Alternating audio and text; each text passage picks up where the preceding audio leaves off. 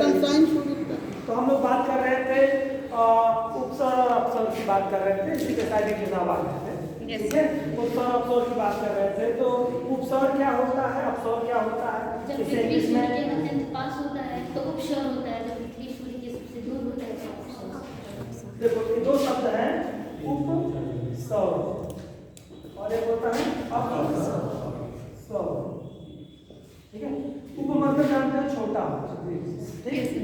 तो उप मतलब छोटा होगा तो उसका मतलब सबसे नजदीक। इसको इंग्लिश में क्या कहते हैं?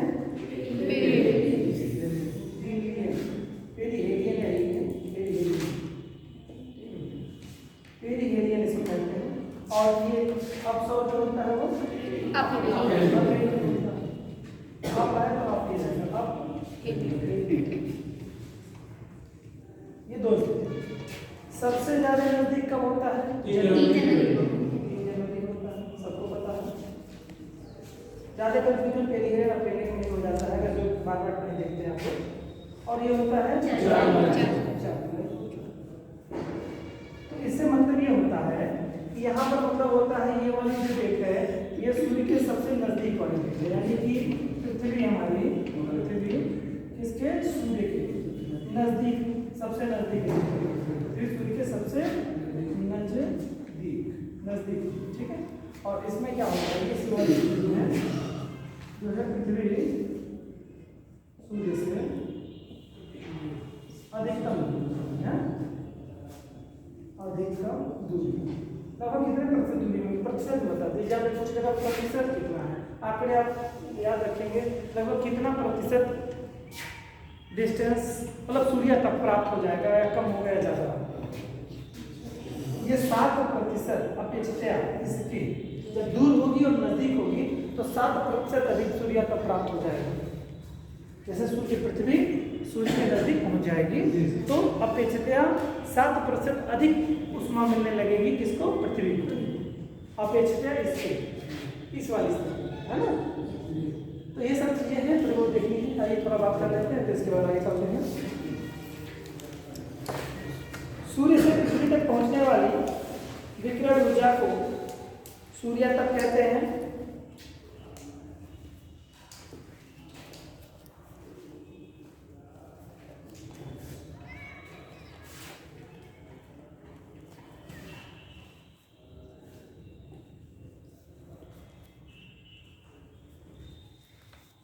ऊर्जा को सूर्य तक कहते हैं।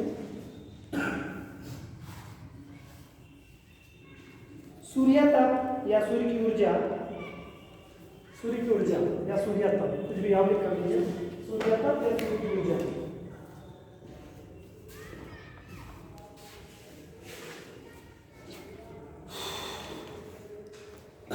लघु तरंगों के रूप में सूर्य से पृथ्वी तक पहुंचती है।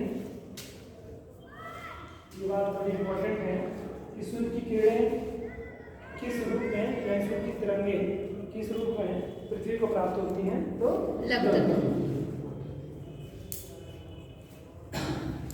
ठीक है, ये चीज है।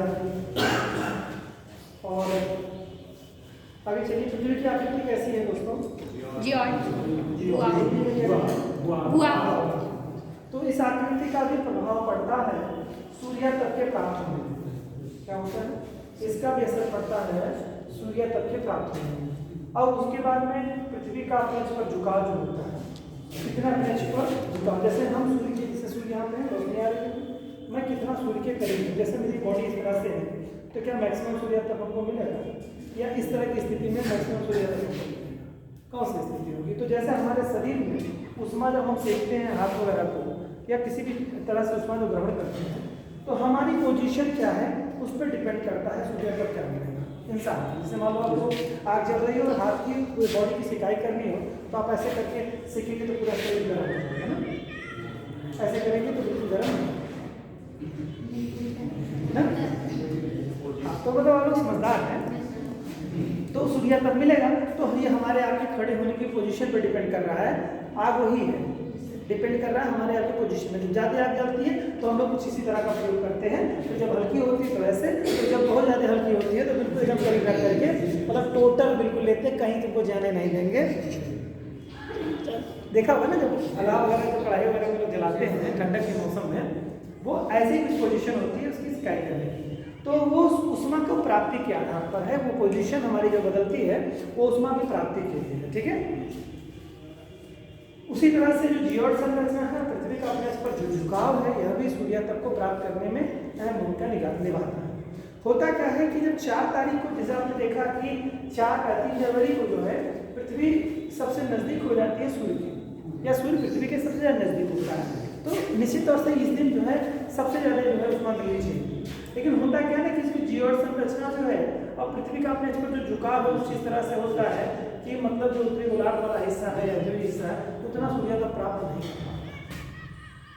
और जब 3 जुलाई वाली स्थिति होती है तो चूंकि हम लोग उत्तरी गोलार्ध में रहते हैं, तो उत्तरी गोलार्ध की जो लोकेशन कुछ होती है वो बिल्कुल सूर्य भगवान की एकदम सामने वाली स्थिति है। तो जब सामने रहेगी तो भाई कुछ भी हो, चाहे दूर हो चाहे करीब हो, पर्याप्त उष्मा मिलेगी उसमें से। तो ये एक स्थिति का एक आधार होता है जियोड संरचना के बारे में मैंने आपको बताया, ठीक है। आइए थोड़ा और लिखते हैं। देखिए पृथ्वी भूभाग या जियोड है, जियोड है, भूभाग या जियोड है, या पृथ्वी की आकृति या संरचना भूभाग या जियोड है। मतलब एक तरह से आप समझ लो कि जैसे आपका नाम है राम, श्याम, तो समझ गए कि राम मतलब वो छोटा वाला, इतना सा मोटा वाला, क्लास 1 वाला, समझ में आ गया राम के नाम से। उसी तरह से जियोड नाम है ना, वो पृथ्वी का पूरा टोटल स्ट्रक्चर ही जियोड कह दिया गया। मैंने क्या कहा? मैंने कहा पृथ्वी का नाम क्या है? जियोड। जैसे आप सभी लोगों का कुछ ना कुछ नाम है ना, तो उससे क्या पता चल जाता है। मान लो आप बहुत हेल्दी हो, बहुत लंबे चौड़े हो, और आपका नाम है, आप क्लास में किसी हायर क्लास में पढ़ रहे हो या कुछ बहुत अच्छा कर रहे हो, आपका नाम है, तो आपके दिमाग में आ गया ना ये ऐसे हो ऐसे हो, उसकी बात कर रहे हो, टॉपर की या जो भी फेलियर की जो भी बात कर रहे हो, आप समझ जाते हो ना, उस व्यक्ति के नाम से उसकी संरचना समझ जाते हो कि नहीं समझ, क्वालिफिकेशन समझ जाते हो, उसकी लोकेशन जान जाते हो। उसी तरह से जियोड नाम मतलब पृथ्वी का है, पृथ्वी का नाम ही है जियोड। भूभाग तो ये अपने आप में एक आकृति ही हो गई, मतलब समझ गए जियोड मतलब समझ गए पृथ्वी, इसका एक नामकरण कर दिया गया है। तो आपकी कोई इससे सेम मिलेगा तो कहेगा उसकी भी संरचना जियोड से मिलती है। जैसे मान लो आप दोनों लोग सेम हो तो क्या कहा जाएगा कि अरे भाई इनके जैसा है या इनके जैसा ही है। उसी तरह से जियोड एक संरचना है, एक सेब है, एक आकार है जो कि पृथ्वी का नाम है। मतलब पृथ्वी का जो सेब और आकार है, जो अपने पर झुकाव है, तमाम सारी चीज़ों को ही क्या कहा जाता है? जियोड। समझ गए बेटा? तो उस तरह से जैसे आपके नाम से आपकी पर्सनालिटी, आपकी एजुकेशन पता चल जाती है, आपकी लोकेशन पता चल जाती है, उसी तरह से जैसे आगरा का ताजमहल, तो समझ में आ गया कि कैसे है, मुझे क्या संरचना बन गई दिमाग में। तो उसी तरह से जियोड मतलब संरचना समझ में आ गई हमारी। एपीएन का नाम सुना तो एपीएन में समझ गया, अच्छा वो वाला गेट, ये वाला गेट, ऐसी संरचना बिल्कुल दिमाग में फिट। तो एपीएन मतलब वो संरचना समझ में आ गई ना। उसी तरह से जियोड मतलब एक पृथ्वी की जो संरचना है, जियोड संरचना, ठीक है। चलिए है, सूर्य की किरणें वायुमंडल के ऊपरी भाग पर तिरछी पड़ती हैं। सूर्य की किरणें पृथ्वी के वायुमंडल पर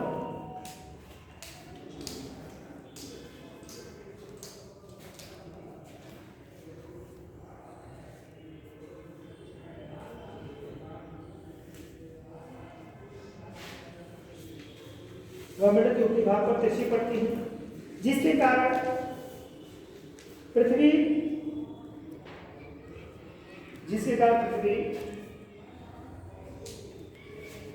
सौर ऊर्जा के बहुत कम अंश को ही प्राप्त कर पाती है। पृथ्वी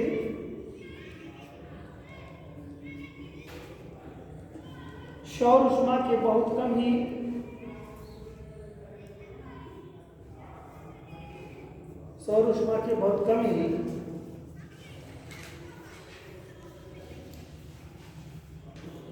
अंश को प्राप्त कर पाती है।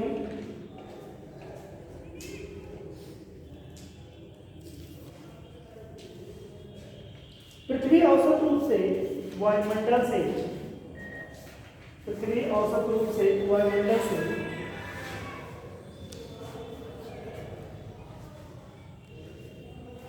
पृथ्वी औसत रूप से वायुमंडल से को की कर लीजिए।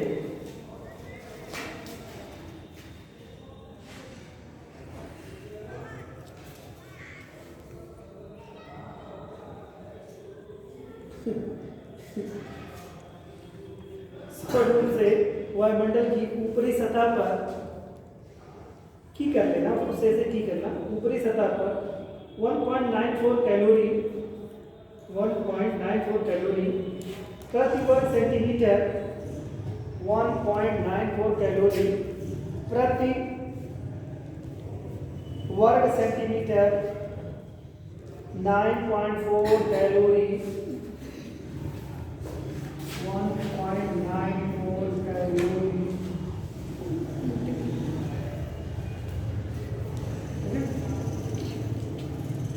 1.94 कैलोरी प्रति वर्ग सेंटीमीटर प्रति मिनट, प्रति वर्ग सेंटीमीटर प्रति मिनट, प्रति वर्ग सेंटीमीटर प्रति मिनट प्राप्त करते हैं।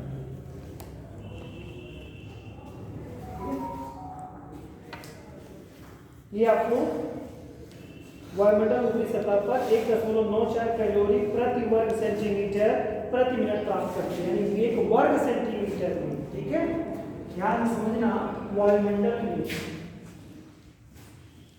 बहुत ज्यादा आपको ये समझ जाओ तो बहुत बड़ी बात जान जाओगे। वायुमंडल में क्या होता है, प्रति वर्ग सेंटीमीटर, यानी एक वर्ग सेंटीमीटर मतलब ये बहुत छोटा सा हिस्सा। ठीक है, सेंटीमीटर जानते हैं कितना छोटा सा हिस्सा, लेकिन मैं समझने के थोड़ा बड़ा बना रहा हूँ। ये 1 सेंटीमीटर का हिस्सा है। ठीक है, 1 सेंटीमीटर हिस्सा ये वर्ग सेंटीमीटर मतलब ऊंचाई, जिसे आप देखते होंगे कि लंबाई, चौड़ाई, ऊंचाई तीनों रहेगा सब। ठीक है, ये चौड़ाई होगी, ऐसे मान लो ऐसे चौड़ाई होगी और प्लस इसकी इतनी ऊंचाई, ये चौड़ाई और ऊंचाई, इतने दूर में प्रति वर्ग सेंटीमीटर ये हो गया। और 1 मिनट में इतने कैलोरी प्राप्त करती है, तो 60 मिनट में इंटू 60 हो जाएगा।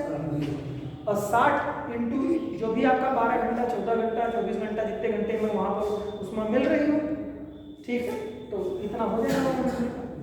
इतना उष्मा प्राप्त करती है वो 1 सेकंड में, 1 मिनट में, तो फिर कितना प्राप्त करेगी घंटे में, तो आप इसे रेशियो में निकाल सकते हैं। ठीक है, हमारे वायुमंडल में सूर्य से जो उष्मा आती है वह 1 वर्ग सेंटीमीटर एरिया में 1 मिनट में 1.94 यानी लगभग 2 कैलोरी। एवरेज औसतन समझने के लिए 1 मिनट में 1 वर्ग सेंटीमीटर में 2 कैलोरी उष्मा प्राप्त होती है।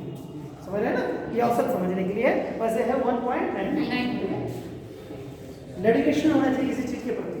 जब डेडिकेशन होगा किसी चीज के प्रति तब जा करके आपको कुछ होगा। जैसे हमारे जानने वाले हमारे बहुत अच्छे मित्र हैं, सक्सेरिया इंटर कॉलेज के लेक्चरर थे केमिस्ट्री के, अभी आपको मालूम होगा पीसीएस में भी सिलेक्शन हुआ है। तो मैं बात डेडिकेशन से कह रहा हूँ कि आदमी के अंदर जब एक अच्छी नौकरी मिल जाती है, लगभग 10 साल से वो सेवा दे रहे थे। ठीक है, लगभग 10 साल से उनकी सेवा की सक्सेरिया में बतौर लेक्चरर, टीजीटी टीचर वो सेवा दे रहे थे, लेकिन जोश था, उमंग थी, मेहनत किया और आज वो सक्सेस के हकदार बने। ठीक है, जोश और जुनून जब बना रहेगा तब जाकर के आपको कोई सफलता मिलेगी। जो अच्छे बहुत मेधावी हैं वो थोड़ा बहुत जल्दी प्राप्त कर लेंगे, जो थोड़े कम मेधावी हैं वो थोड़ा टाइम लेकर के प्राप्त करेंगे, लेकिन मिलेगा सब। जिसके अंदर जोश और जुनून होता है बच्चों ना, वो सब कुछ करके गुजरने की क्षमता होती है। जैसे मैं बाहर कल खड़े थे, कुछ टाइम तक मैं भी खड़ा था, कुछ लड़के ऐसे थे पैशनेट पढ़ने के लिए एकदम दीवाने थे। सर क्या आज आपकी क्लास नहीं चल पा रही क्या?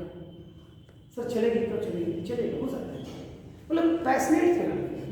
अब वो चाहे केवल बदमाशी के लिए पैशनेट रहे हो, लेकिन पैशनेट थे, एकदम दीवाने थे। हमने कहा देखो ये दीवाने हैं, ये देश पे शहीद हो जाएंगे, जैसे कहेंगे भारत माता की जय, तुरंत अपना गला काट के समर्पित कर देंगे। मतलब ऐसे डेडिकेशन होता है। अब देखो कोई बदमाशी नहीं कर रहा है, लेकिन पूरा डेडिकेशन उसके पास है, 100% समर्पण है।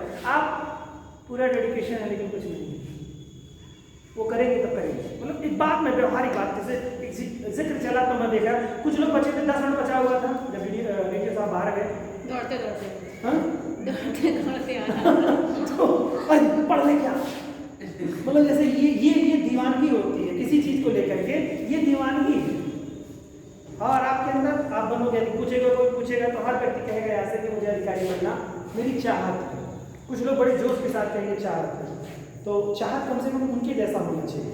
10 साल जो कोई गवर्नमेंट सेवा में हो और उसको अच्छी हैंडसम सैलरी मिल रही हो, 60-70 हज़ार 80 हज़ार की सैलरी मिल रही हो, और उसको तो कोई मतलब ज़्यादा इंटरप्शन भी नहीं होता, जैसे टीचर को कोई बोलने इंटरेस्ट नहीं करता। अभ्युदय ना होती तो यहाँ प्रतिस्पर्धा थोड़ा नहीं पढ़ाने के लिए, कोई नहीं पढ़ाना चाहता, आए पढ़ाए लो, कोई गला नहीं फाड़ता है, कौन मुझे अपनी खर्च करने जाएगा, मुँह सूख जाए, ऐसे बोलते हैं। हाँ लिख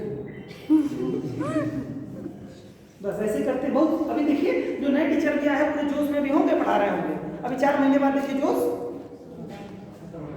क्यों, आप लोग मजबूर कर दोगे, डेडिकेट कर दोगे उनको, वो कहेंगे यार हम बिना मतलब के अपनी ऊर्जा खर्च कर रहे हैं, वो आपसे नहीं कर दोगे कि बेकार है साहब हमारे ऊपर बैठ करना, बिना मतलब का बैठ करते हो। तो यही मुझे जो समझ में आया, सारे शिक्षक यही सोचते कि बेकार है, ये किसी के नहीं होते। ये हर शिक्षक, आप देखिएगा ये बहुत गलत मैसेज है किसी भी शिक्षक के दिमाग में बैठ जाना। और हर विद्यार्थी ने, आप ही नहीं, मैं आपकी बात नहीं कर रहा हूँ, ऑलमोस्ट विद्यार्थियों ने दिमाग में धारणा बैठा दी है कि आप किसकी लिए परेशान हो साहब, ये किसी के होने वाले नहीं हैं, ये बच्चे किसी के नहीं हैं। और ये सोचो शिक्षक के मन में ये धारणा जो बच्चों ने बैठा दी है, जिन भी बच्चों ने बैठाई हो, आप तो उसी का पालन कर रहे हो, जो आगे वाली जनरेशन ने बोया है वही आप उसी पे चल रहे हैं, से कदम पे कि भाई हमसे क्या मतलब है, खाली बस मन में थोड़ा थोड़ा करते रहेंगे, आगे काम करते रहेंगे। तो डेडिकेशन होता है बदमाश बच्चों से, खुरापाती बच्चों से, या जो सक्सेसफुल लोग हैं, जैसे सर की बात की, उनसे प्रेरणा लेनी, 10 साल 12 साल नौकरी करने के बाद में, और ऊपर से ये इतना बड़ा पैशन लेकर के चलना, इतना वर्क करते रहना इस काम पे, ये अपने आप में बड़ी बात होती है। दीवानगी होनी चाहिए किसी चीज़ को लेकर। अब जब ये आदमी, जैसे मान लो कोई अभिभावक होते हैं, अभिभावक क्या करते हैं, अपने बच्चों को तब तक बहुत ध्यान देते हैं, अगर बच्चा बहुत मेधावी है तो कुछ भी लॉस कर दे, जैसे टीवी तोड़ दिया, कुछ भी तोड़ दिया, वो मार नहीं खाता, या कम मार खा के डांट खा के रह जाता है। लेकिन कितना भी शरीफ बच्चा हो, अगर प्रोग्रेसिव ना हो तो वो देखिए मार खाता है बेचारा, बिना मतलब का मार खाता है, लुटा लुटा के मार खाता है। आपने देखा होगा कि नहीं, इतने तो अंधे नहीं हो यार, तो वहाँ पर बोल दिया मतलब जो अगर लड़का बिल्कुल पढ़ने में एकदम बिल्कुल गोबर गणेश है, उसके अभिभावक जब गुस्साते हैं तो इतना मारते हैं उसको, उसे लगता है गधा पीट रहे हो।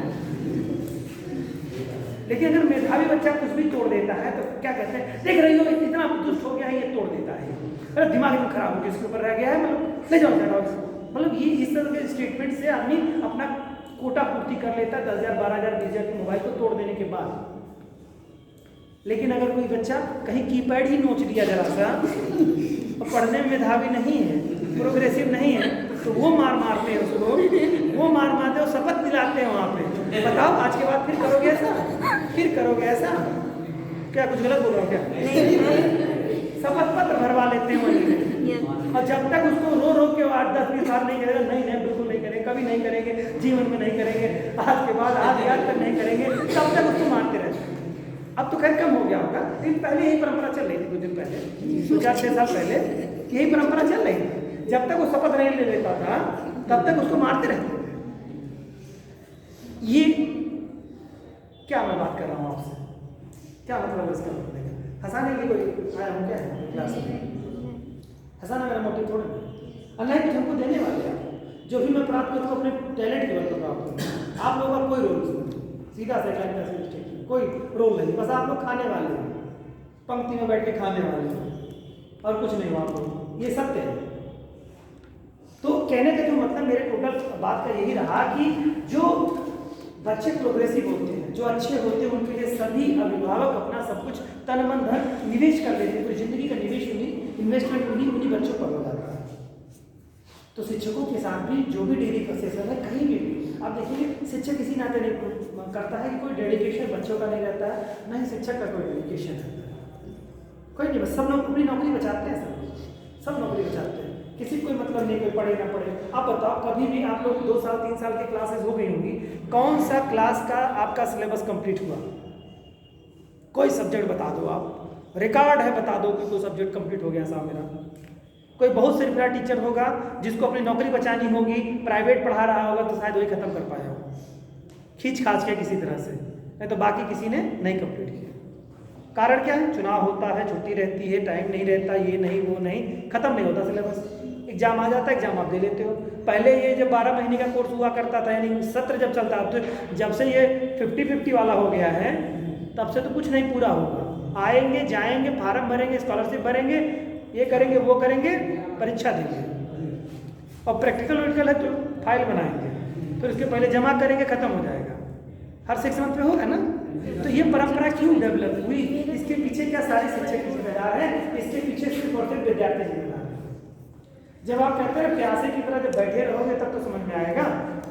अब आप समझो कि किसी चीज़ का मूल्य है, 10 मिनट वेट करना पड़ा तो एकदम बिल्कुल खड़बड़ाहट मच गई, ये लगता है दिमाग में क्या सिस्टम चल रहा है, क्या सिस्टम चल रहा है। अरे 10 मिनट में ये हो गया, और जो सिस्टम को झेल रहा है उसका क्या भाई? उसका क्या? उसका कुछ नहीं। तो इस नाते बच्चों, आपका ही नहीं, आगे चल करके आप ही देश के निर्माता और आप ही जो है समाज सुधारक बनोगे, आप ही लोग माँ बाप बनोगे, अभिभावक बनोगे। तो एक कल्चर हम ही आप लोगों ने बोया है, तो जो बोया है वही काटोगे ना। बैर का पेड़ लगाओगे तो मैंगो तुरंत खाओगे, बैर ही खाओगे। और बैर खाने में क्या होता है? बहुत उसको आराम से खाया जाता है, आम की तरह तुरंत खाया जाता है कि खाए रहो। जैसे आम को खाते देखा किसी को? मैंगो खाते देखा कि नहीं देखा किसी को? बहुत सारे जो बहुत भूख लगी होती है तो क्या उसका निकालते हैं सारा कवर, उसके बाद में किस तरह से खाते हो? बैर को कैसे खाते हैं? ऐसे खाते हैं बैर को? क्या सेब को ऐसे से खाते हैं क्या? सही को बैर को कैसे खाते हैं? बैर का पेड़ लगाओगे तो बैर की तरह खाओगे। बहुत ध्यान से समझ लीजिए, हो जाएगा। धीरे से करोगे, बहुत तेज करोगे तो इतना कठोर उसके बीच में रहेगा कि दांत आपका, अगर कोलगेट नहीं किया है, बाबा रामदेव का नहीं किया है, तो हिल जाए। ऐसा जब बैर को खाने का तरीका है, 1 घंटे में जितना आप सेब खा सकते हैं उतना बैर नहीं खा सकते। ये बैर को आपको एक स्मूथ तरीके से आपको खाना है। कौन आ गया भाई? शिक्षक है? हाँ हम गए, कोई अधिकारी आ गया। तो कहने का ये है, उसके लिए हम ही जिम्मेदार हैं। तो हम आम का पेड़ लगाए होते तो हम खाते, हमने बैर जब लगाया तो हम बैर खाएंगे। तो कहने का मेरा मतलब ये है कि जब भी मेहनत आप करेंगे तभी जाकर के होगा किसी चीज़ के लिए। बिना मेहनत के कुछ नहीं होता। ये बच्चे जो मैंने अभी पीछे बताया कि ये खुद ही रिस्पॉन्सिबल हो जाते हैं, अपनी मेहनत ना करते हुए, अपनी जिम्मेदारियों का निर्वहन न करते हुए। बदमाश लोग रहेंगे, 10 लोग साथ देते हैं। अभी देखिए, मैं आपको छोटा सा उदाहरण बता दूँ। बहुत कम लोगों के अंदर हिम्मत होगी किसी काम को करने के लिए। मैं देखता हूँ कि जैसे आप बैठे हैं बगल में, अब कोई बदमाश बच्चा आए, उसके बाद में क्लास में टीचर घुस गए तो हाथ मिला रहे हैं, हाल चाल ले रहे हैं, मतलब अब चल रहे हैं, दोस्त मिलते हैं, बाद में मिलेंगे, ये परंपरा है। तो जो मिलवाता है वो नहीं दोषी है, जो मिलाता है वो ज़्यादा दोषी है। भाई किसी ने किसी की हत्या कर दी तो उसका प्रोफेशन होगा, वो अपना उसका व्यवहार होगा। आप उसको आश्रय देकर के घर में रखोगे तो पुलिस सबसे पहले किसको पकड़ेगी? जो रखेगी उसको पकड़ेगी। और कहता हम क्या किए थे साहब, आपने यही क्या कम किया था किसी अपराधी को अपने आश्रय दे? समझ में बात को? तो ऐसे भी रहता है बहुत सारी चीज़ों को लेकर के डेडिकेशन। हर बच्चे के बच्चे ऐसे हैं जब बिल्कुल पैशनेट है, दीवाने हैं एकदम से। मुख्यमंत्री तक जाना होगा, मुख्यमंत्री तक वो बात करेंगे। 1-2 लोग नहीं, मुख्यमंत्री तक बात करेंगे वो, अगर आश्रय तक मिल गया उनको बात करने का। और कुछ एक लड़के हैं किसी को मतलब नहीं। और वो बच्चे देखिए, सोचिए कि उनको किसी से मतलब नहीं है क्लास कैसे चले, क्लास कैसे ना चले, क्या चले क्या ना चले। मैंने एक बात आ गई तो मैंने उस बात पे जिक्र कर दिया कि मतलब ऐसे ऐसे मतलब लोगों का है तो वो ज़्यादा पैशनेट है, उससे ज़्यादा पैशनेट आपको कैरियर को लेकर के अपने रहना है, अपनी चीज़ों को। अभी देखिए, छोटा सा एक स्टेटमेंट पूछा था, ऑलमोस्ट बच्चे जवाब बहुत साफ तक नहीं है। एक छोटा सा जो कि आप मेरे पढ़ाने से पहले से जान रहे थे। का सवाल था, नाइट्रोजन के लिए परसेंट सवाल था, तो उसमें आप लोग उसी में उलझ गए, जबकि ऐसा नहीं होना चाहिए। पढ़ना चाहिए, आप लोगों को बताना चाहिए। और वो बच्चे आपको प्रेरित करते हैं, वो क्या करेंगे? वो तो उनके छोटे से सिस्टम के हिस्से हैं, इतने बड़े हिस्से। आपको सिस्टम चलाना है, आप पीसीएस बनोगे, आप आईएएस बनोगे, अगर मेहनत करोगे तो सिस्टम आपको ऑपरेट करना है। 2-3 लड़के एक बात जाके क्लास से बताते हैं, इन्हीं क्लास में से कोई बच्चा बैठा होगा, शायद बैठा हो सकता है, बैठा हो, एक बात जाके बताते हैं, एक बाद जाके बताते हैं बच्चों, वो सोचते हैं कि कुछ नहीं, मतलब किसी को पता नहीं चलेगा। ठीक है, ये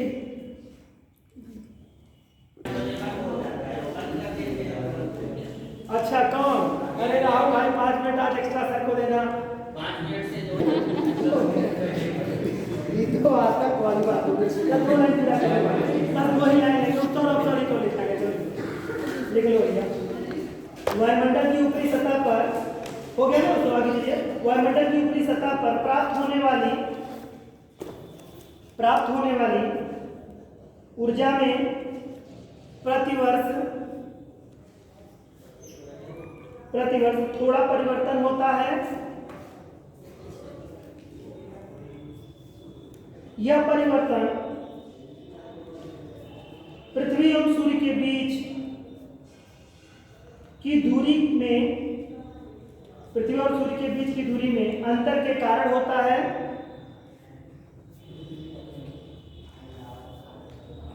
सूर्य के चारों ओर परिक्रमण के दौरान पृथ्वी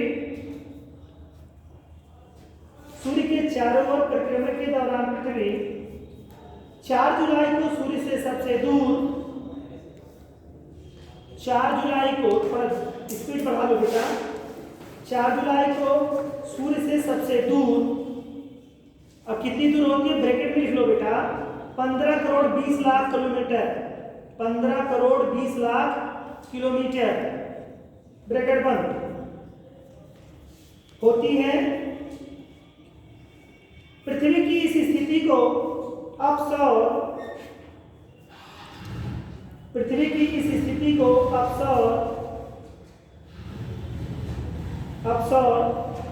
इसको इंग्लिश में कहेंगे अफ्रीनियन, अफ्रीनियन कहते हैं। 3 जनवरी को पृथ्वी सूर्य से सबसे निकट, ब्रैकेट में लिख लो बेटा, 14 करोड़ 70 लाख किलोमीटर दूर होती है। 14 करोड़ 70 लाख, ब्रैकेट बंद कर दीजिएगा, किलोमीटर दूर होती है।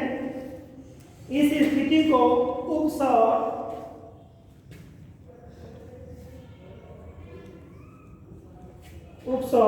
पेरिहेलियन कहा जाता है।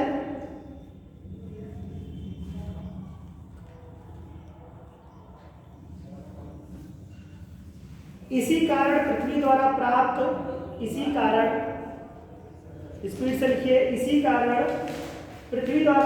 वार्षिक